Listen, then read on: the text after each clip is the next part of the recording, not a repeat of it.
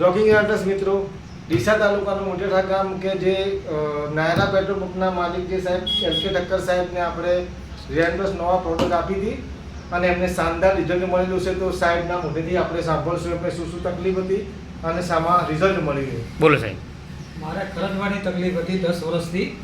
આ ખરજવાની તકલીફ આ રોનોટસ દવા લેવાથી બિલકુલ આરામ થઈ ગયો છે અને બિલકુલ હવે કોઈ પ્રોબ્લેમ નથી. આ રોનોટસ દવા લેવા જેવી છે, 100% આયુર્વેદિક છે અને આ સારી વસ્તુ છે, બધાને લેવી જરૂરી છે. સાહેબ કેટલા સમયથી તકલીફ હતી? 10 વર્ષથી. 10 વર્ષથી ખરજવું હતું હે ને? ખરજવું હતું. કયા ભાગ? અને કેટલા ટાઈમમાં મળી સાહેબ આપણે?